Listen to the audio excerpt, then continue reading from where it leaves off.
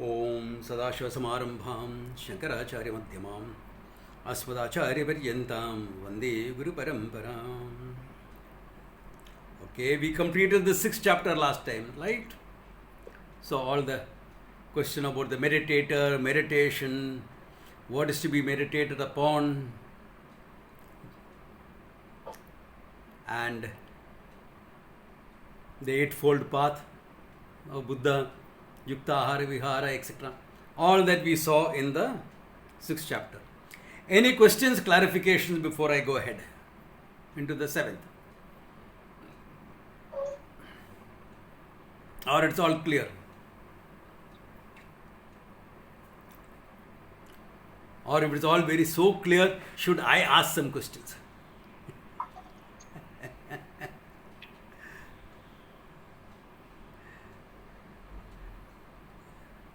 All clear? Okay. If there are no questions, now there is one way of looking at the Gita, okay? That is one paradigm that is used. The whole of the Gita is looked upon as Tattvamasi. The Mahavakya Tattvamasi. I'm sure most of you here, if not all of you, have got some exposure to what a Mahavakya is. In the camp also we've seen that. Yes.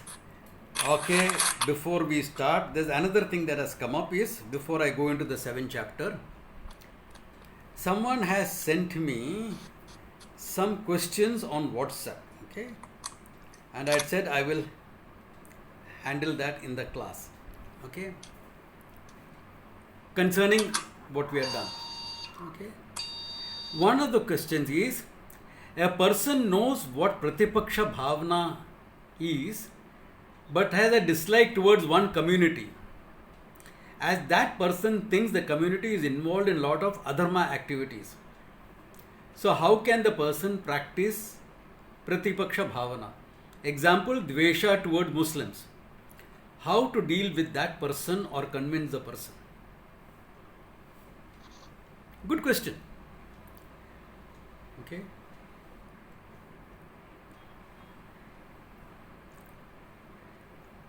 I am never against, some yogi said this, I am not against Islam, but I am against insanity. Okay, a modern yogi said this, and I tend to agree with that. Okay. Any religious belief will have certain limitations, especially a religion that came up at a given time addressing to a given set of people, because it's historically limited. So they'll always be there. Now, there are 2-3 things involved here in this question. One, there is a general anti-Muslim attitude which I am dead against. In fact, I have a couple of Muslims attending my class. They quietly come, attend it. Why quietly? Because they will face backlash in their community if they attend my class. They quietly come, attend and go. Okay. So, it's fine. And anyway, we don't believe in converting people. So it's fine. Anyone, you can be an Islamic person by your faith, by your religion. Take whatever understanding you want from Vedanta and live it. No issue at all. In your faith, in your worship, you can still be Islamic. Read namaz 5 times a day and attend Vedanta also. Absolutely no issues. There is no problem in this. Okay? There is no problem of a community. Yes, there are 2 basic terrorist problems in the world. And India has suffered from both of them. One is the communist terrorism, which comes as Naxalite movement, etc., which is still very active, Jharkhand and all these areas. So that is where a big problem is. That is a big problem. So that leftist communist thinking, which goes into violence, is a problem. The second one is Islamic fundamentalism, especially which is promoted across the border from Pakistan, and which unfortunately has some takers in among Indians. This is a genuine problem.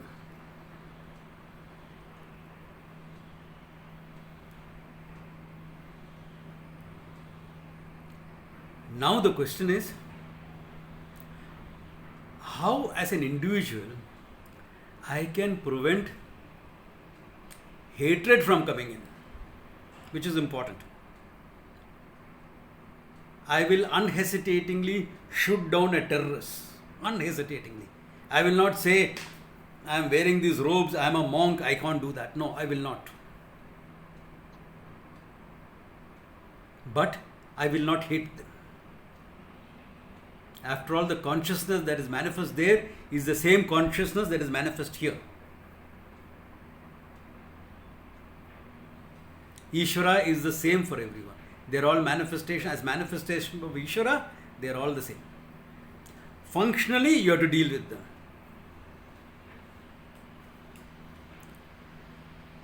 Functionally, we still have to deal with them. It is a problem.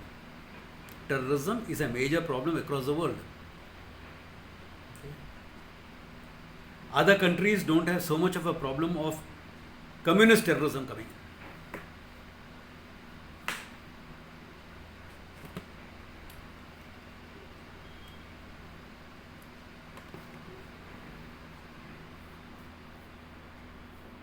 Can you all see me and hear me or no? I think I am going to shut this and come on to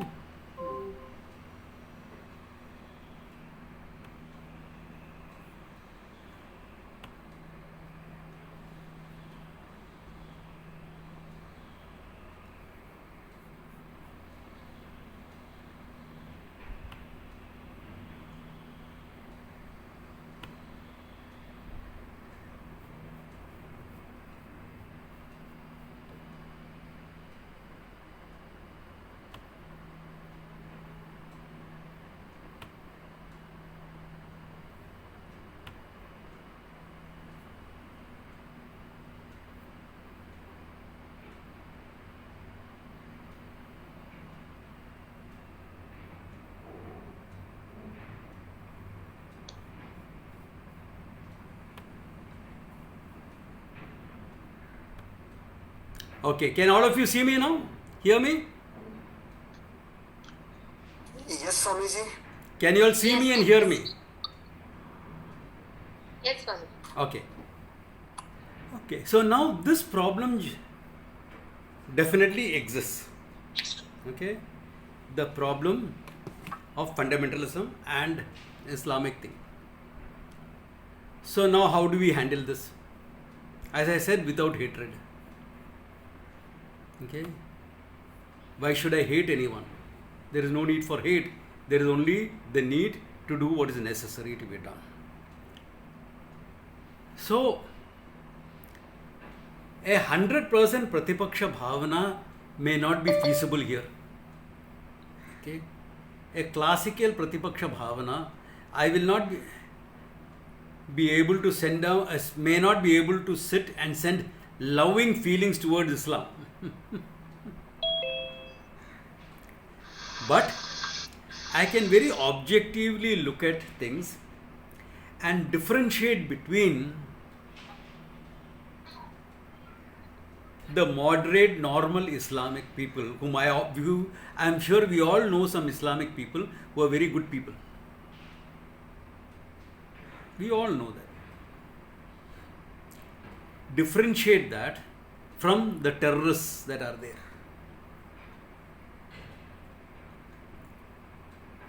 Okay.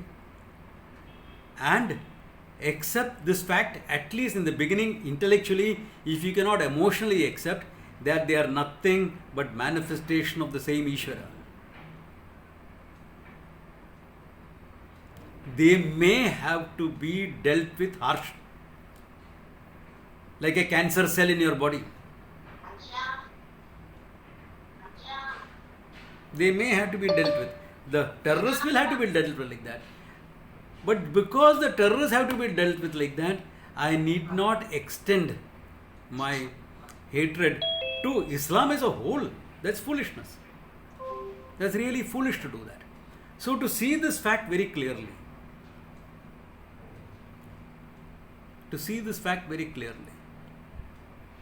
now I know some of these things have also come up because I am going to handle that. Because these are social issues that create conflicts in our mind and our study of Vedanta. That boy who was thrashed for entering that ashram, that temple, it made news in all the newspapers, on the TV also. Now I have lived a lot of time in Uttarakhand. For years I have been in Rishikesh. As a sadhu, I have travelled in Punjab, UP, Haryana, all these areas. During the height of terrorism by the Sikh fanatics, Khalistanis. During the height of Khalistan movement, I have travelled in Punjab as a sadhu. I was in white those days, but I had travelled. There used to be a group of sadhus travelling in Punjab and I have gone with them. Okay. And I have been treated well by all the sardars that were there. In fact, you're walking from place to place in Punjab, but if you're going, even walking from place to place, you will come back 2-3 kilos heavier. You'll come back 2-3 kilos heavier. Punjab ke lassi pilayega, paratha khilayega. So I have travelled. So I know these places in and out. Plus, whenever I hear a news item, I check up with my contacts on ground why it is happening. Like I'm going to privately send this message to another friend of mine, another Guru Bhai of mine, called Ram Bachchan. Anantananda Ram Bachchan. Academically, he is a very well-known figure. He made a very interesting statement, and I accept that statement, okay?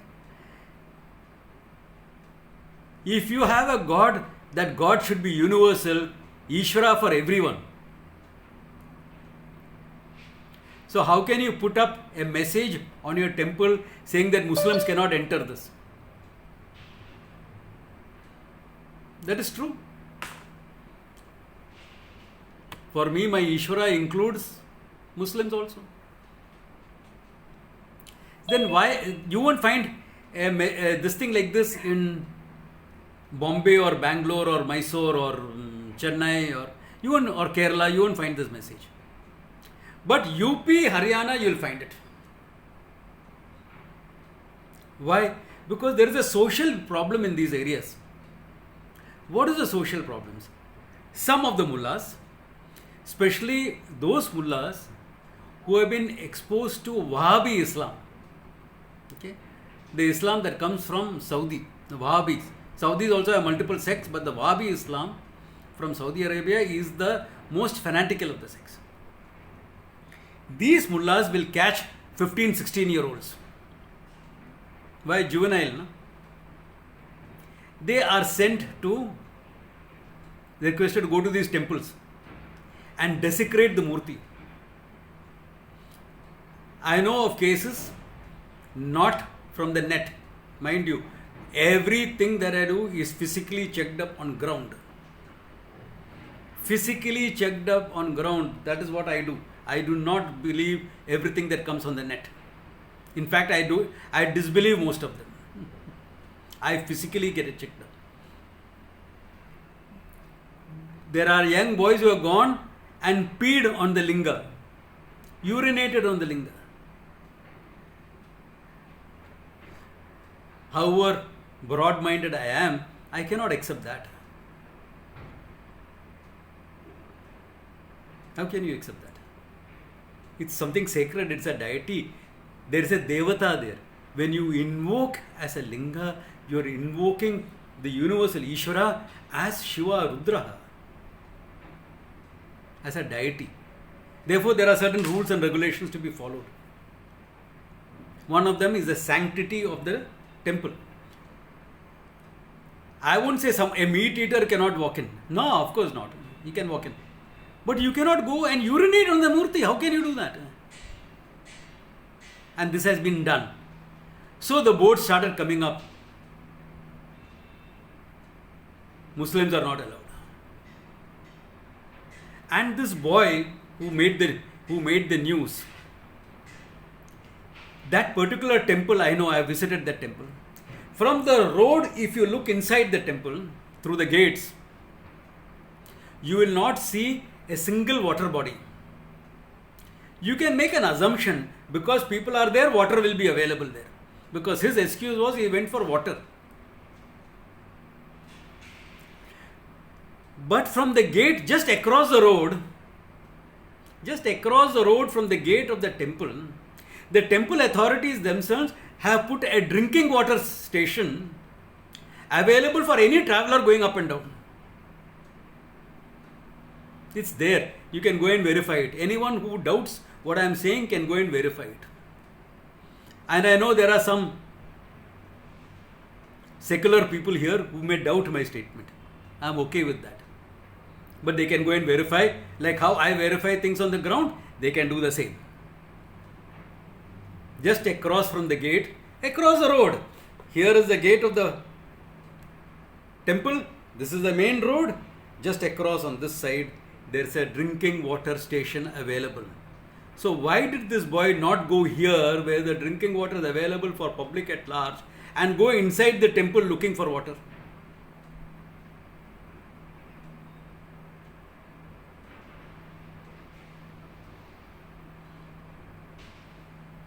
दाल में काला है कि नहीं है?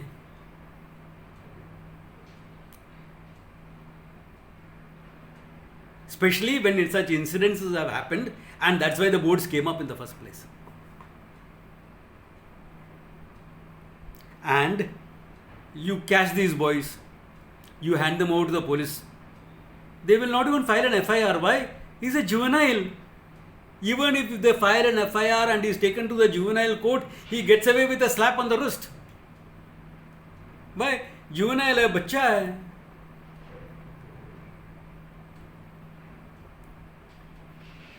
If a 16-year-old rapes a woman, he can be tried as an adult under the present Indian law.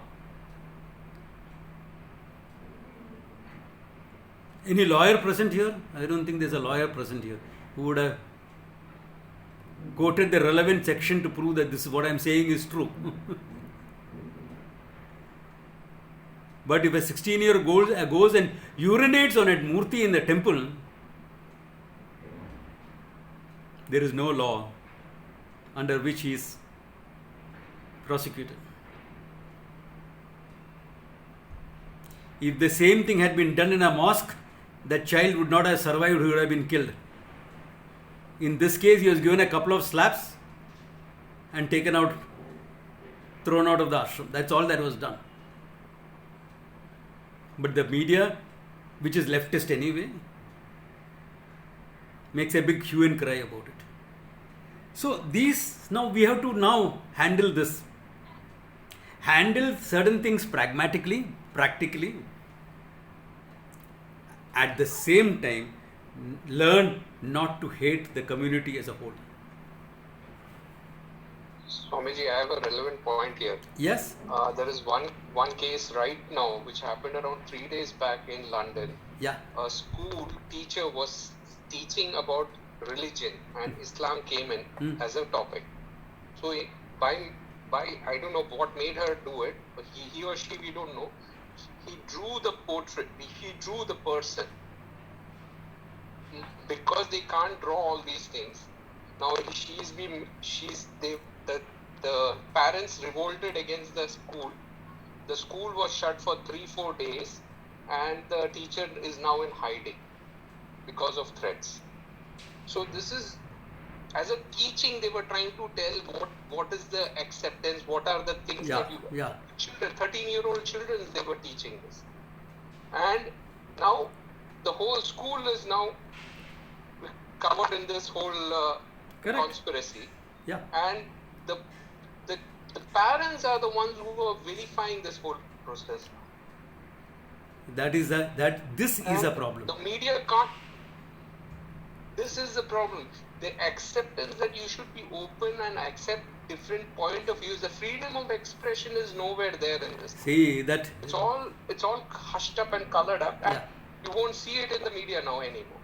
I'm telling you, acceptance of difference point happen only among us. Yes. It does yes, not happen no. in other religions. We are open-eyed. You will go and make a film like what was that? Amir Khan film where is an alien coming to the world. PK, sir. PK. And Hindus will laugh at it. I will also laugh at it. Try that again. Yeah, Try sure. making that with some other religion and see what happens. Even Christianity, see what happens. Yeah. So we are open-minded.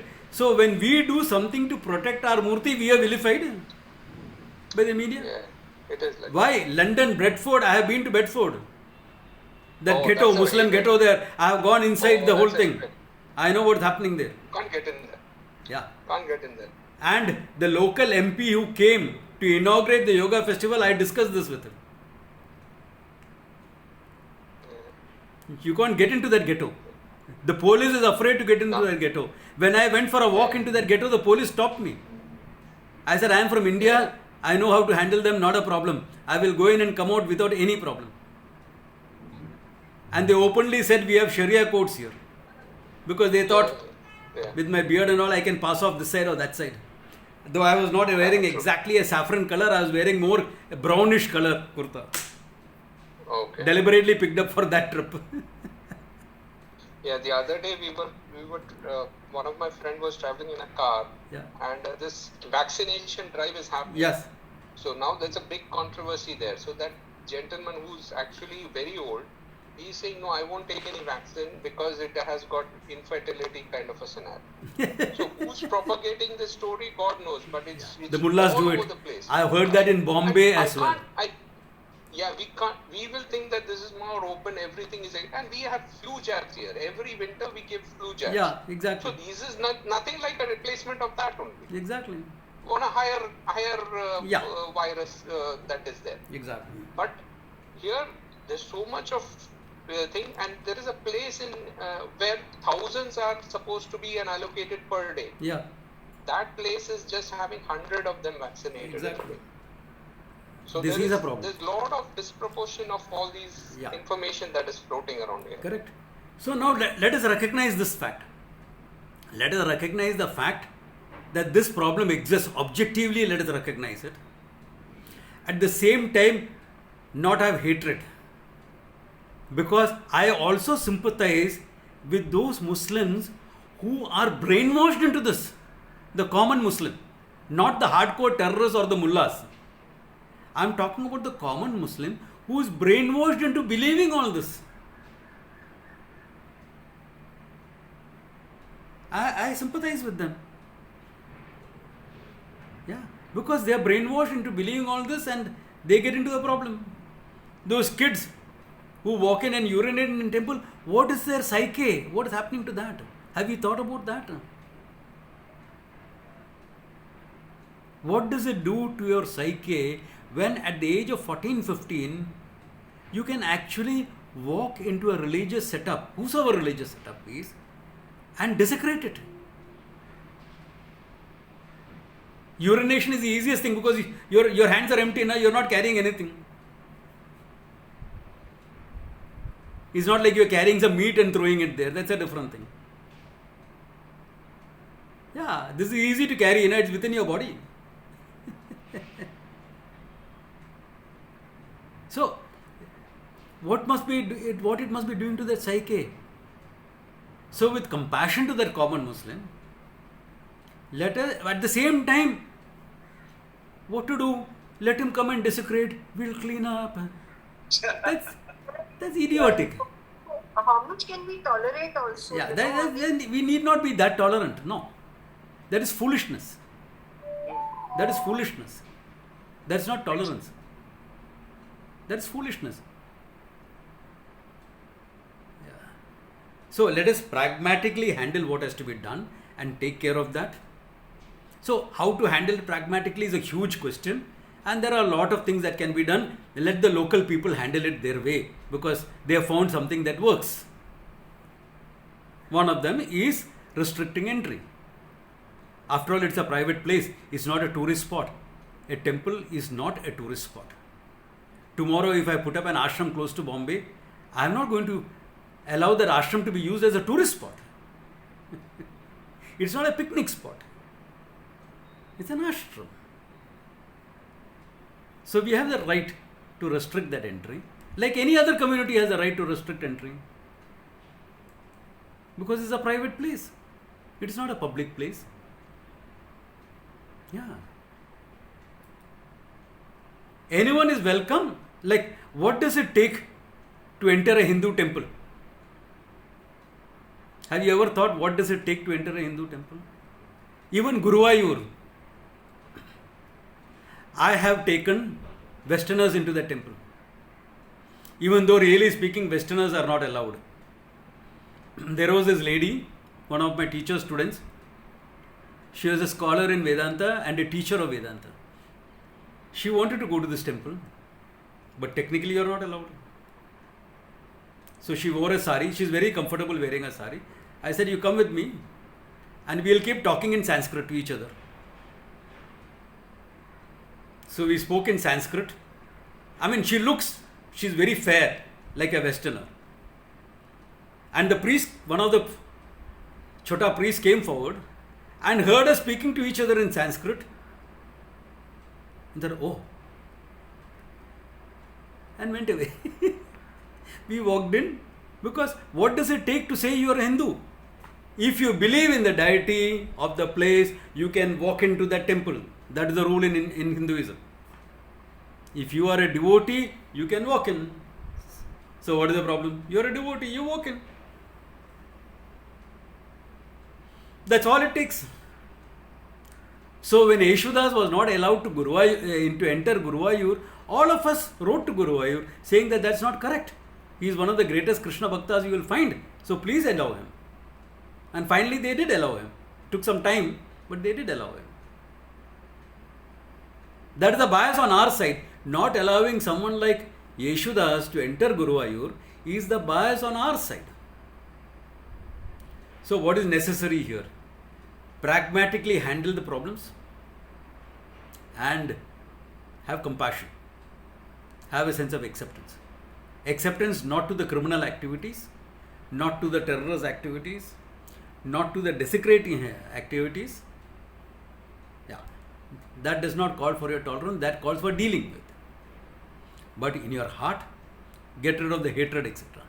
By objectively looking at it, developing compassion is the way of dealing with this. Pratipaksha bhavana here will mean developing compassion to the common man, to the common Muslim, who is brainwashed. And when it comes to a terrorist, where is my revolver gone? Where is my pistol gone? No problems if I am not carrying a pistol. Why? The other guy has enough for both of us now. The other guy is heavily armed. He has got enough for both of us. I can take him and shoot him. Not a problem. No big deal. Okay, I hope that answers this question, because it is a little bit elaborate. Okay. Then the next question that came up is, the Eightfold Path laid out by Buddha is also mentioned as a lifestyle by Lord Krishna in the Gita. Do you think it is similar to the Eightfold Path laid out by Maharshi Patanjali? Example, Ahimsa, Asteya, etc. I mean, I have been covering the 8 limbs in my online classes before the physical aspect of the class, so wondered if in that context I could say the similarity. Though you did mention that it is a path of moderation. No. The Eightfold Path of Buddha and Yuktahara, Viharasya, etc. mentioned in the Gita is identical. These two are identical. And I wouldn't be surprised if Buddha has taken it from the Gita, or as an intelligent person he developed it independently. Why? Because any person who is meditating knows that these are the things to be done as a lifestyle. Okay? I am sure Independently also you can come to these conclusions. Or he is exposed to knowledge, therefore somebody must have told him, Aisa hai. And okay, because remember, Buddha used to come, live with the sadhus and discuss and debate and things like that. And then he would go down, sit down under the tree and contemplate on what he has understood. And in the process of the understanding, certain things would click to him. That's how Buddha's lifestyle was. But the Ashtanga Yoga is not the Eightfold Path. Yama, Niyama, Asana, Pranayama, etc. are very technically different. The Eightfold Ashtanga Yoga is a technical point of view. Yama, Niyama, there is some common factors with this. But Yama, Niyama are more values, not lifestyle. Okay? Therefore, Yama, Niyama, if at all you want to compare, you can compare. But Yama, Niyama, then asanas, where does it fit in? Pranayama, it doesn't fit into Buddha's physics. Now, Buddha as a practice, in Buddhist practices, all that is there. Asanas are different. There, many of them are standing asanas. They are called postures. Okay? You will hold a posture for 15-20 minutes. That's how it is done in Buddhist practices. Okay? But the practices are very different. Like you have Vrikshasana, right? In Buddhist practice, you will stand. They will call it propping up the sky. You prop up the sky. Okay? You will stand with your feet, shoulder width apart, etc., toes pointing in, all that. And you will stand for 20 minutes there. So asanas become like that. Pranayamas become Qigong. This thing. Pratyahara is also there. Withdrawal from unnecessary things. Okay? Then Dharana, Dhyana, Samadhi is there. But it is not the Eightfold Path. When you are talking about the Eightfold Path of Buddha, it is appropriate eating, sleeping, drinking, those type of things. That is different from Ashtanga Yoga. So don't combine the two. You can draw parallels between Buddhistic practices and yoga practices. In fact, in the West, many people think yoga is Buddhist. Yeah, it's a problem. Whereas all Tibetan Buddhists, at least, even Chinese, acknowledge the Indian roots for their practices. Dalai Lama has openly said India is the elder brother. We always looked upon India for wisdom. Dalai Lama has openly said it. In fact, in the paintings in Shaolin and all, there are paintings showing Indians and Chinese practicing together. Very clearly you can make out who is Indian, who is Chinese, who is Indian, who is Chinese. They are practicing in pairs. And they all accept that the Shaolin temple gained its stature under Bodhidharma. Bodhidharma for them was a Hindu monk, not a Buddhist monk. The Chinese refer to him as a Hindu monk. We call them Buddhist. Yeah. So, those comparisons you can make. But Ashtanga Yoga and Eightfold Path of Buddha are completely different. Last word, yoga in verse 3 means dissociation from association with grief, as mentioned in the Gita, 6th chapter. Dukkha samyoga viyogaha yogamati. That means everywhere in yoga books the meaning union is incorrect. Can you elaborate or clarify more on this? Yep. It is not incorrect. Okay. It is not incorrect in the sense the etymological meaning of the word yoga allows for that meaning. Yuj means to join. Samyoga. Yuj is used in the artha, in the meaning of samyoga, coming together. But the question is, what is coming together? If you are going to use the word joining in yoga, yuj to join, what is it that you are joining? Yoga teachers here, what is it that you are joining? Yoga practitioners, what are you joining? It'll be interesting. Your body, your breath, your prana, your mind has to function as one entity. They have to be so harmonized that they have to function as one. Very often it doesn't. So in the beginning yoga practices, your breath and your asana will go together. Correct or not? In your asanas, you are breathing in harmony with the asana. When you are bending forward, you will breathe out, for example. When you are stretching up, you will breathe in. Wherever you are applying force or modifying the body, you are breathing out. When you are relaxing, you are breathing in. Correct? This is how the procedure is. You are harmonizing. So this is yoga yuj to join. Then what has to happen? Dukkha samyoga viyoga. So in yoga practice, later on, in an advanced practice, you will dissociate the breath and the asana. Be careful when you try it on your own, okay? Next time I come to UK, if you want, I can help you with that. Nirmala, yeah.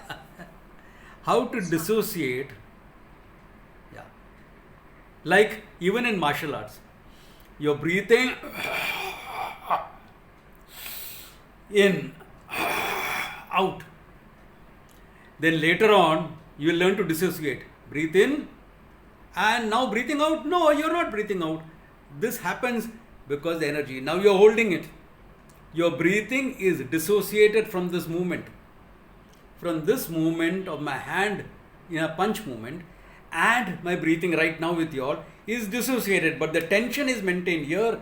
The tension is maintained in my belly, in my Swadhisthana chakra. The tension is maintained there. The tension is maintained here. So that if somebody tries to hit this hand with a stick, the stick will bounce, nothing will happen here. But this will be advanced level of practice in martial arts as well as in yoga to dissociate the two. So that practice starts later, much later. Beginning, don't try it. Please don't try it. You will get all confused and mess will become. It will become a big mess. Yeah. And then don't blame me if you start getting headaches and this and that and all that stuff, okay? That'll happen. Even Tai Chi people here who are doing Tai Chi, please don't do this. Okay? In tensing, yang tensing, don't try to dissociate. Okay? Because it can create problems. If you're not ready, body is not ready for it, yeah, you'll get a lot of, even if your body is ready for it, there'll be reactions in your body. Okay? Even if you're ready to take that step, there will be some reactions. If you're not ready, the reactions will be more. So, this dissociations happen at a later stage. And in Samadhi, of course, you have to dissociate from everything. No? What is Samadhi practice? If you are not seeing yourself as independent of everything else. Therefore, the Dukkha Samyoga Viyoga is meant there. Okay. So, I hope I have clarified all the three questions. Okay. Does Bhakti Marga lead to moksha? Another question that has come. Now, Bhakti is of two types. We will see this elaborately, 12th chapter, 11th chapter, etc. But in a nutshell, to put it, it is called Sadhana Bhakti and Sadhya Bhakti, or Apara Bhakti, Para Bhakti. Okay? Apara, finite, Para, infinite. Now, Bhakti as a sadhana, okay. What do you mean Bhakti as a sadhana? For a Vedantin, okay, what is the minimum requirement for Bhakti? Tell me that. Shraddha. How does Shraddha come around? A commitment in the beginning to something we do not know the results, pending. Therefore, really speaking, Bhakti will come only if you recognize what Ishvara is. Now, those who are students of Vedanta will understand Ishvara as Abhinna Nimitta Upadana Karana. We have seen that as the indivisible, material and intelligence behind the whole creation. Even before that Bhakti can start, that's why we have stories.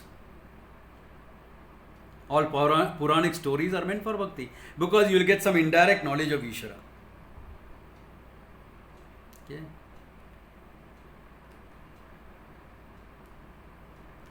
So, by the way, since we are talking about Bhakti, I have decided one thing.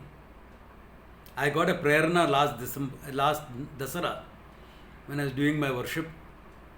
I got visions of scenes from Rama's life.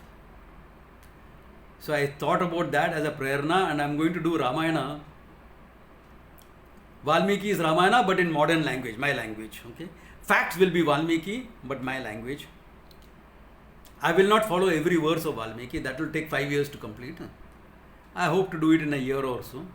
I will do the whole story of Ramayana, following Valmiki, because that is the original historical work.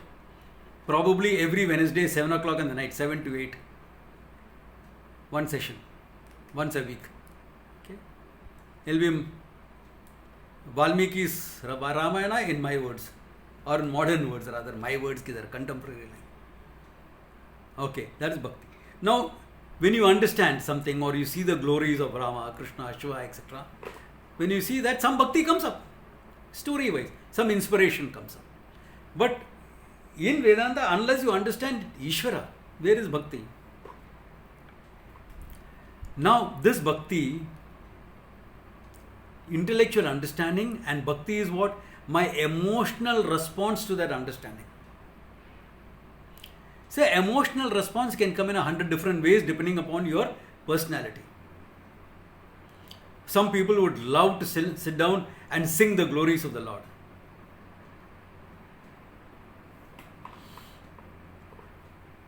Really speaking, I could only appreciate that when Puja Swamiji sang it.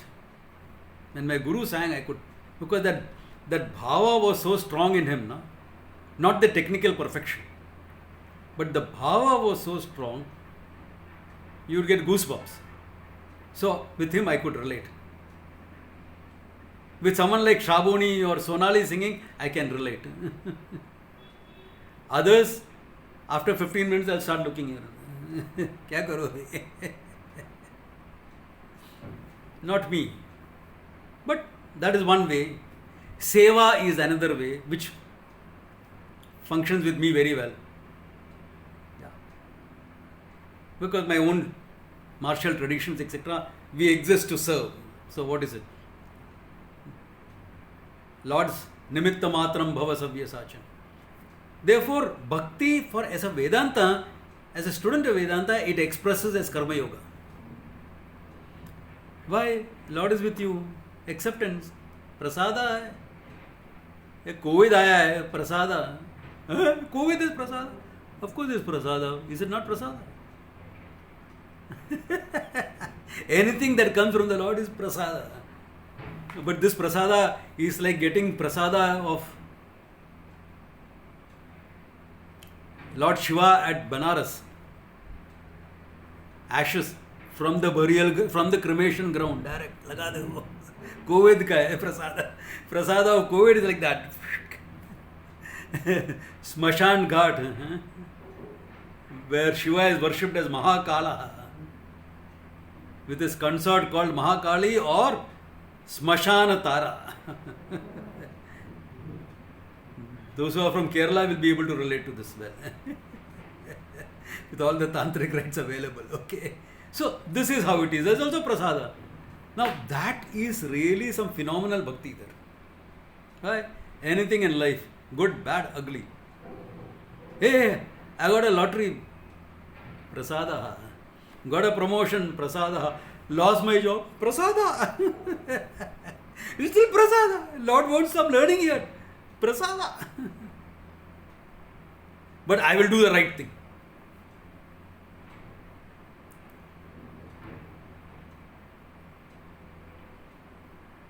Yeah, I'll still do the right thing. So this is really optimum bhakti.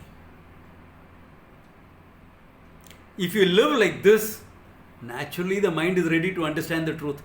Therefore, bhakti becomes a secondary sadhana for knowing the truth. What is primary sadhana? Knowing the truth, the knowledge. Yeah. Learning, pramana. To use the pramana is primary. This sadhana bhakti becomes secondary. So sometimes I understand, but there is no emotional response. Why? Because we are culturally brought up not to show emotional responses. Yeah, how can you show all that?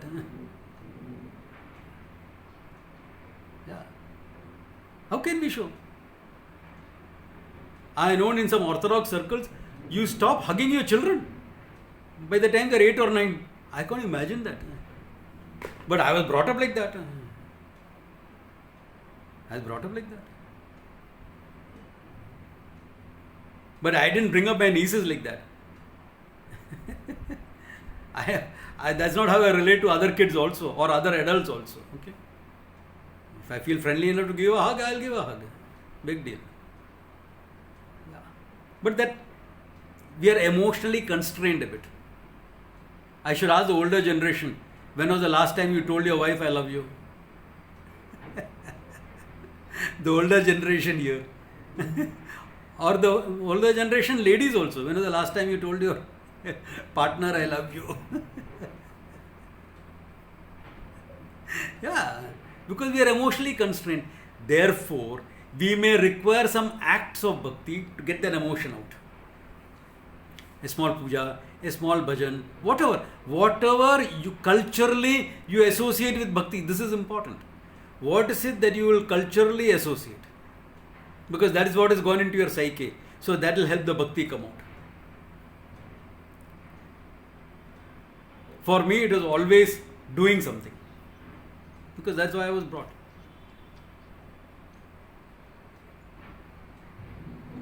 "50 years ago, Bangladesh was born. I was a volunteer in the Navy at that time. From that time onwards, always seva. What is it that I can do? Desha Bhakti, okay, fine. Patriotism.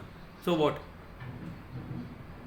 Even now, Kamala Hassan said that if you play Janagana Mana too often, you will lose him. That emotional feeling you will lose. I am saying emotional feeling you will never lose. I have been hearing it since 10 years before that. It moves me even today.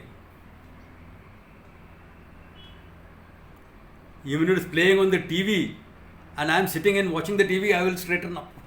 Automatic. I will straighten up. I may not stand at attention because that is not being played for me. It's a recording going on. But I will straighten up.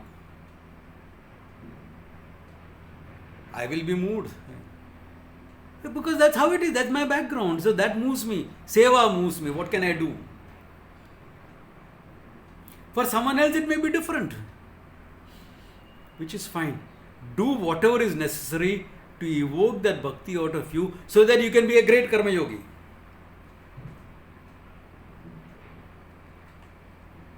Do whatever is necessary.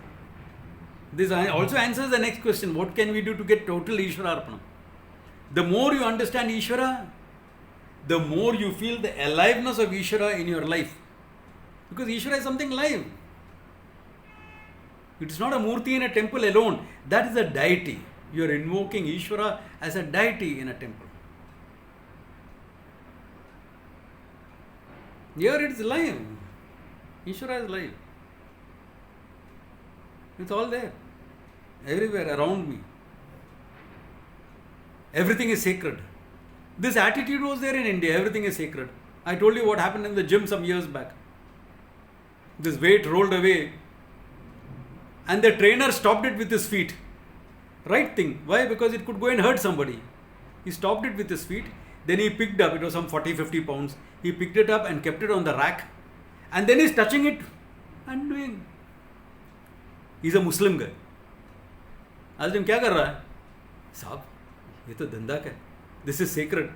For a Muslim, nothing is supposed to be sacred other than Allah. But he found it sacred here. Why? It has gone into his psyche, whether he wants it or not. His forefathers were Hindus. Somewhere 100-200 years back, they got converted. His forefathers were Hindus. Now it has gone into his psyche. But we are doing it mechanically now. With understanding, we'll make it live. So what is not sacred? Sacred? They say the pen is mightier than the sword. In my hands, it can be as mighty as the sword. This is enough to kill somebody. A pen, of course. Pen is not enough to kill somebody. Not the writings of the pen, the pen itself. Writings, of course, you can. Writings, of course, you can. Yeah. So, are you getting? This is the whole thing behind the thing. So, bhakti helps, yes. In fact, my Guru Bhais called me a Gauda Bhakta. Gauda Bhakta means hidden Bhakta. Why, when you look at me, you don't think I am a Bhakta. कुछ दिखा है इधर? Believe me, when I worship in the morning, I put some vibhutis and all that. होता है. God has given me a forehead where it doesn't last. Half an hour it is gone. Why? He meant me to be a sadhu here in this lifetime. Nothing sticks.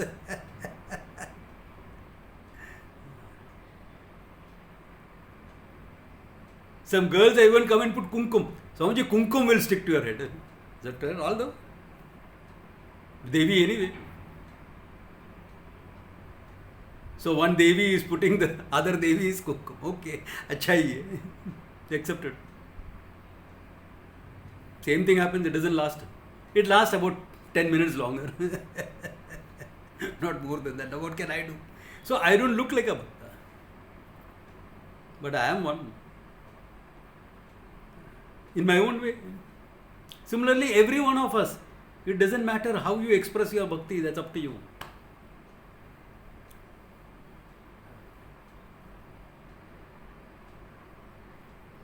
It's up to you. How do you express it? Some people will like to be Krishna's flute and produce beautiful music. I prefer to be Krishna's sword. Now what can you do? What can I do?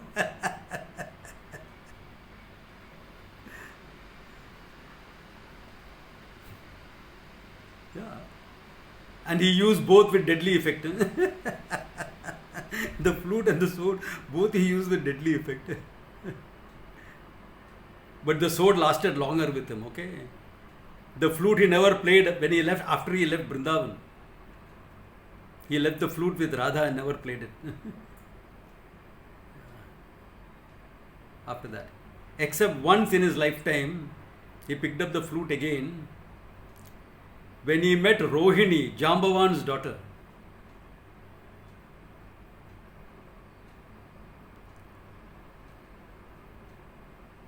This was, okay, want a little story?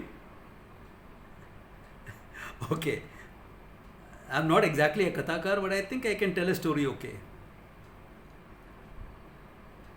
The Samyukta jewel was lost in Dwarka and they were suspecting Krishna for it.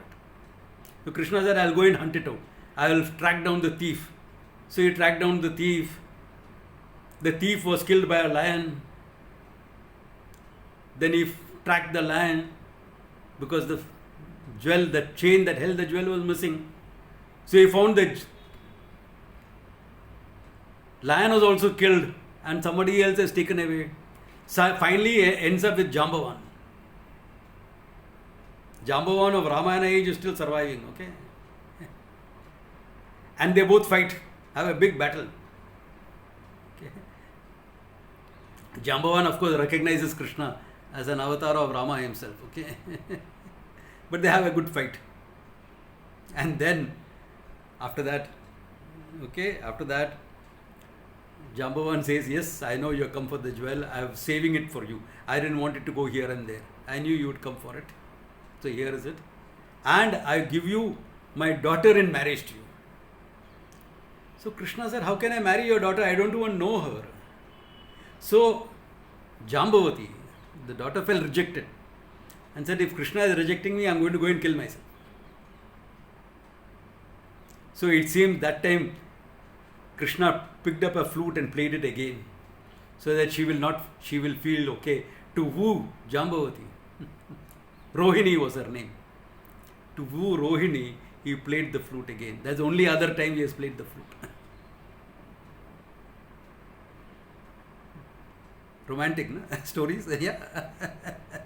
That was Krishna. I mean, what to do?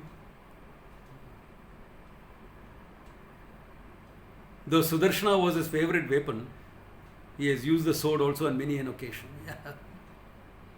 Anyway, I don't want to go become a storyteller. Okay. Though the Lord wants me to say it in Ramayana, that much I will do. So, I think that clarifies all your questions or doubts. I don't think, I have not got any message of any new question also. Yeah. Then para bhakti, that's one point I have to make. Para bhakti, or the absolute bhakti that you call, will be when the bhakti towards Ishvara, when you gain after the fulfillment of knowledge. When you have gained the knowledge, what will be your emotional response? Identification. The Lord and you are one and the same.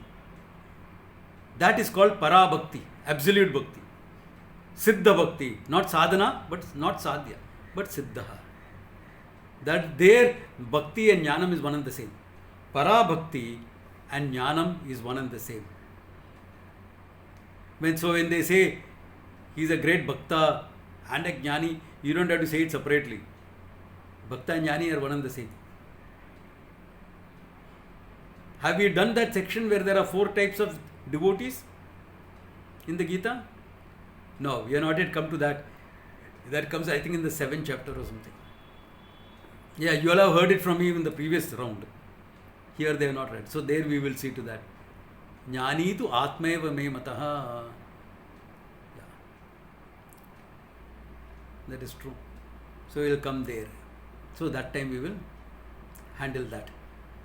Okay, so para bhakti and jnanam is one and the same. Okay, these were the sidelights of what has to be clarified before you can go into the 7th chapter. I was saying in the Mahavakya, the first 6 chapters are supposed to be Tvam-pada, you. Yeah, because the truth is revealed predominantly from the standpoint of the individual. Though there is totality coming in the 2nd chapter and things like that, but predominantly from the standpoint of the individual.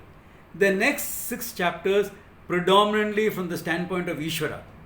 From 7th to 12th will be predominantly from the standpoint of Ishvara, though the individual will come in. He will come in all the time. And the last 6 chapters will be whatever you need to have that oneness of the true thing. Advaita Siddhi. Whatever you need to support it with. Knowledge is what you need, and the knowledge has been set from 2nd chapter onwards. But what other things you require? That will be handled in the last 6 chapters. So, but that 7th chapter we will go in next class. Okay, good place to stop. Okay, we covered Katakla is a huge topic, not only in Vedanta, also in terms of social aspects of that comes in, because we are living in a society where we cannot ignore these things. So let us do what is pragmatic with compassion in our hearts. Okay. Om Tat Sat.